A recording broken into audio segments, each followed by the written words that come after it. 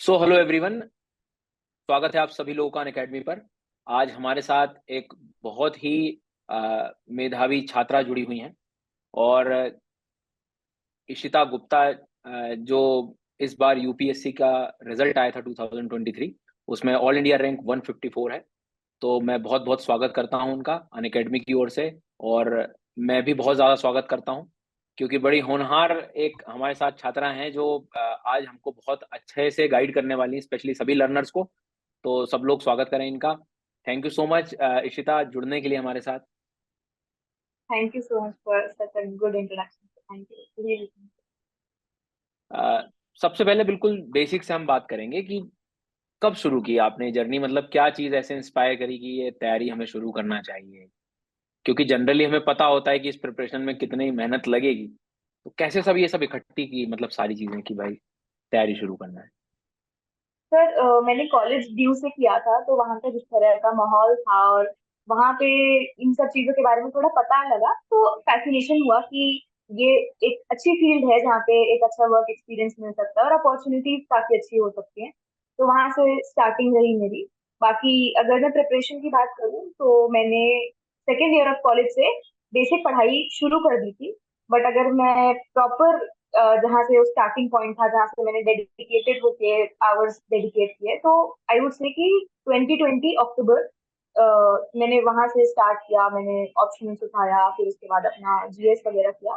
तो 2020 October was my starting point. Okay.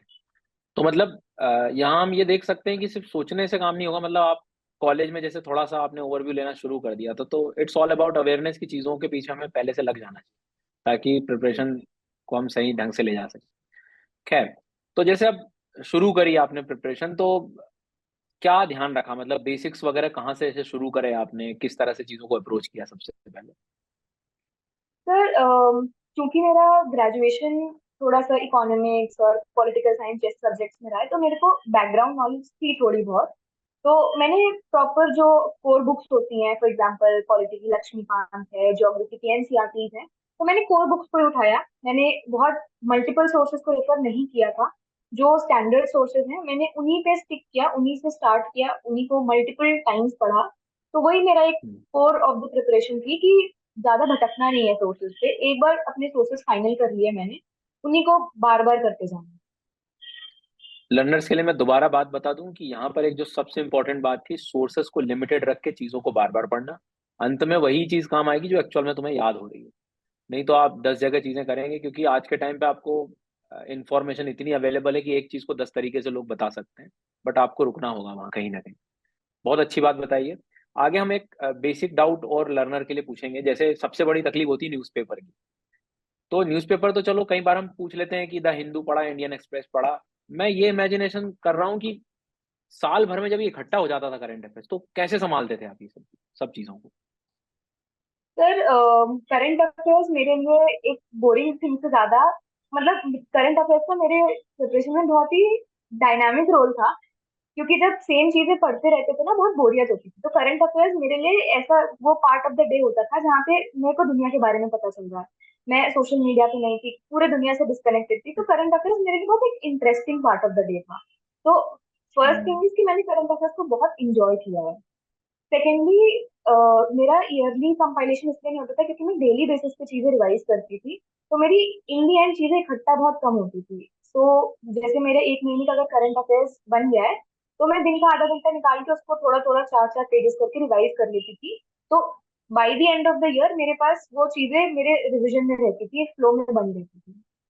मतलब notes यहाँ रोल प्ले करते हैं आपके हिसाब से? जी बहुत ज्यादा, क्योंकि इतना सारा करंट अफेयर्स हो जाता है, हम उसको कंपाइल ही नहीं कर सकते अगर हमारे पास क्रिस्प नोट्स नहीं है टॉपिक वाइज। हाँ, मतलब वो शॉर्ट नोट्स बहुत जरूरी हैं और मेरे हिसाब से वो खुद ही बनाए तो ज्यादा सही है। नहीं तो उस चीज के लिए भी मार्केट में लोग अवेलेबल है कि मेरे नोट्स ले लो, पर वो एक्चुअल नहीं, में काम आते नहीं है। ये बात तो सही डबल है। डबल मेहनत हो जाती है। एक ही टॉपिक अगर हफ्ते में चार बार आ रहा है, तो उसके चार पेजेस से बेटर है आधे पेज के अपने खुद के नोट्स बना लेना। बिल्कुल सही बात है।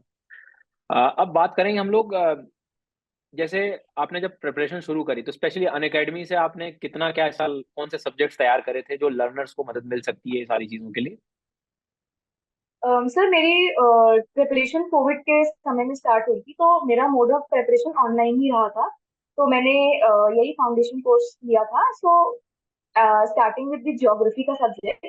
सो एक क्लास से मैंने स्टार्ट किया था, फिजिकल ज्योग्राफी की क्लास से स्टार्ट किया, फिर धीरे धीरे क्लासेस बढ़ाते बढ़ाते तो मेरे सारे जो प्रीलिम्स के सब्जेक्ट्स थे वो सारे मैंने एक एक बार सारे किए थे अन अकेडमी से।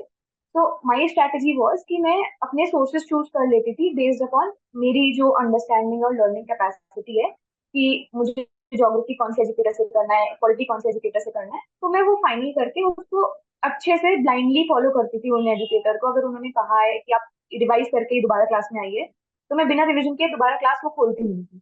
तो मैंने अपने सोर्सेज को फाइनलाइज करके फिर उसी पे स्टिक होके आगे अपनी चीजों को फॉरवर्ड मूव किया। एंड तो सेकेंड मैंने अपनी क्लासेस की कोई चीज ऐसी जो मतलब याद आ रही है, जो काम आ गई आखिरी तक, जो बच्चे भी थोड़ा सीरियस मोड पे इस चीज को ध्यान रखें कि ये काम आती है एक्चुअली। सर एक चीज जो मुझे काफी इंटरेस्टिंग लगती थी वो पोलिंग का मेथड होता था। तो स्पेशली मैथिंग एक ऐसा सब्जेक्ट है जो बहुत डिफिकल्ट होता है और बहुत जल्दी भूल जाते हैं उसको। तो वो पोलिंग के क्लासेस मेरे को काफी हेल्प होते थे। तो स्टिल मुझे याद है सेकंड अटेम्प्ट में, क्योंकि उससे तब तक मेरी सारी क्लासेस हो चुकी थी, तो सेकंड अटेम्प्ट में मैं कुछ कुछ क्लासेस को दोबारा देख लेती थी जस्ट फॉर द पोलिंग, कि मेरे को हम्म, मैपिंग वाली चीजें याद रहे। तो वो एक मुझे काफी यूनिक फीचर लगता था जिसने काफी हेल्प किया मुझे अंडरस्टैंड। बहुत बढ़िया।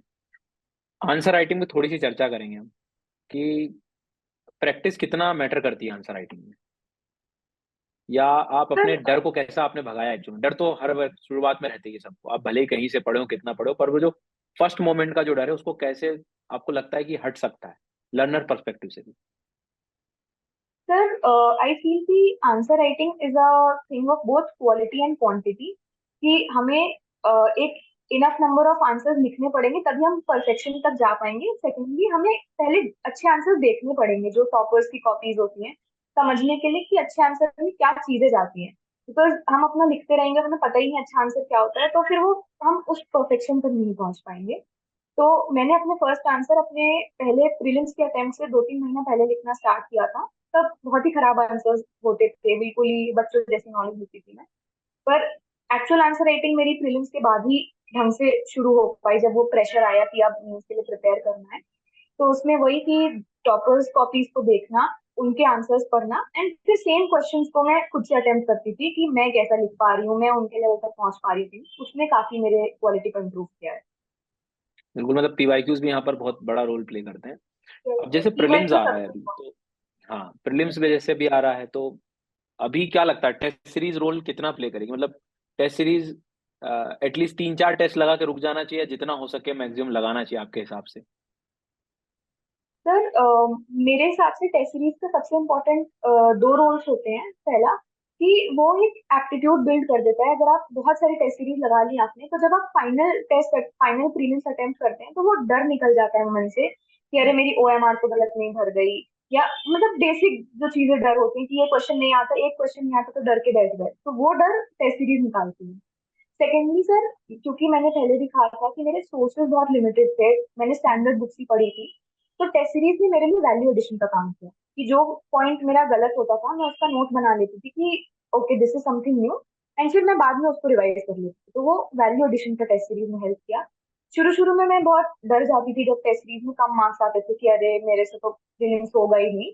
तो वहां मैंने ये हम्म। चीज सीखी कि मार्क्स से नहीं घबराना है टेस्ट सीरीज के, रादर देन उसको एक लर्निंग की तरह यूज करना है कि यहाँ पे सही चीज बात। गलत हुई है, आगे भी गलत होनी चाहिए। अब यही मोमेंट होता है, मतलब या तो लर्नर फिर पीछे हो जाता है कि अरे यार मेरे से तो सब गलत हो रहा है। ये अप्रोच बहुत जरूरी है कि मतलब भाई हो रहे हैं गलत तो ठीक है, कुछ सीखने को ही तो मिल ही रहा है। अ, एक आखिरी सवाल, मतलब कि मेरे अनुभव से मैंने चीजों को देखा है कि नहीं पढ़ सकते हम हर दिन उसी फ्रिक्वेंसी पे उसी पेस पे, नहीं पढ़ते। बीच में कुछ दिन आपके भी ऐसे आते होंगे कि पता नहीं क्या होगा, कहाँ जा रहे हैं, कब होगा। अब चूंकि अपन बहुत पहले से तैयारी कर रहे हैं, तो लर्नर के लिए आप एक बहुत बड़ा एग्जाम्पल भी है कि भाई चीजों को छोड़ा नहीं जाता, चीजों को कंप्लीट करके ही छोड़ा जाता है, जो आज हमारे सामने बैठे हैं आप। तो ऐसे जब अप एंड डाउन जब होती थी चीजें, तो उस मोमेंट पे तुम क्या करती थी, मतलब मैं चाह रहा हूँ कि लर्नर भी इस चीज को देखे समझे कि यार ऐसा भी तो कुछ किया जा सकता सर पहली बात कि ये एक मैराथन है या एक स्प्रिंट नहीं है कि आप भागते चले जाएंगे। तो मैराथन है, आपको कुछ दिन होंगे जहाँ पे आपकी बिल्कुल ही पढ़ाई नहीं होगी। आप वैसे रोज 10 घंटे पढ़ रहे थे, किसी दिन आपसे 2 घंटे भी पढ़ाई नहीं होगी। तो सबसे पहले इस चीज को एक्सेप्ट करना है कि ठीक है कुछ दिन खराब हो सकते हैं। सेकेंडली सर, मेरा ये होता था कि मैं वीकली टारगेट्स बनाती थी। तो अगर वीक का कोई एक दिन खराब हो जाए तो मैं उसको किसी और दिन कंपेंसेट कर लेती थी। तो rather than calculating my performance on a daily basis, मैं वीकली परफॉर्मेंस देखती थी कि इस टारगेट कंप्लीट हो रहे हैं कि नहीं। उसने मुझे बहुत हेल्प किया। और तीसरा सर, मेरे जो फ्रेंड सर्किल था, जो भी मेरा पीयर ग्रुप था, तो अगर मुझे अच्छा नहीं लग रहा है तो मैं उनके साथ छोटे छोटे कॉम्पिटिशन रख लेती थी कि अच्छा चलो 2 घंटे में ये टॉपिक कंप्लीट करते हैं। तो वो एक स्पिरिट दे देती थी कि अच्छा वो कर रही है, चलो मैं भी कर लेती हूँ। तो ये सब चीजों ने काफी हेल्प किया। मतलब ये काफी अच्छे इंसाइट्स हैं। अम, बस ज्यादा मैं आपका समय नहीं लूंगा क्योंकि आज पहला ही दिन है, एकदम रिजल्ट आया है तो काफी व्यस्तता है आपके साथ भी। लर्नर को आप क्या कहना चाह रहे हो? मैं चाह रहा हूँ एक लर्नर, जब तक लर्नर थे आप, इनफैक्ट लर्निंग तो हमेशा बनी रहनी चाहिए। एक लर्नर को आप क्या कहना चाहोगे जो देख रहा है कि 1 मिनट में क्या आप समराइज करते हो इस पूरी जर्नी को, मतलब? सर आई फील कि दिस जर्नी, जब तक आप इस जर्नी को एंजॉय नहीं करेंगे, जब तक आप उसका बर्डन लेके चलेंगे, आप कॉन्सेप्ट्स नहीं समझ पाएंगे। You have to enjoy. मतलब सर, जब मैंने ये चीजें पढ़नी शुरू की पॉलिटी में, मुझे फंडामेंटल राइट्स के बारे में पता चला कि आपका फंडामेंटल राइट वायलेट हो रहा है, आप सीधे सुप्रीम कोर्ट जा सकते हो। तो मेरे लिए वो बहुत फैसिनेटिंग चीज, तो मैंने उसको बहुत इंजॉय किया, छोटी छोटी चीजें पढ़ना, सीखना, डिस्कस करना। तो जब तक आप इस जर्नी को एंजॉय नहीं करेंगे, आप 2 साल 3 साल नहीं दे पाएंगे और आपके लिए बर्डन बनी रहेगी। तो इसको एक्सेप्ट करना बिल्कुल। और एंजॉय करना सबसे इम्पोर्टेंट चीज है। मतलब ये बर्डन नहीं है, सीखने की चाह है, मतलब हर दिन आप सीख सकते हो। So thank you so much Ishita ji, मतलब हमारे साथ जुड़ने के लिए। और बहुत जल्दी हम लोग और एक ऐसा, मतलब लर्नर्स के लिए कुछ सेशन रखेंगे, चाहे स्पेशल क्लास के उसमें, ताकि आप और बच्चों को गाइड कर सकें अच्छे से, अपने एक्सपीरियंसेस शेयर कर सकें। Thank you so much. Akhilesh, I think ठीक है यहाँ तक। चलो, ये तो शायद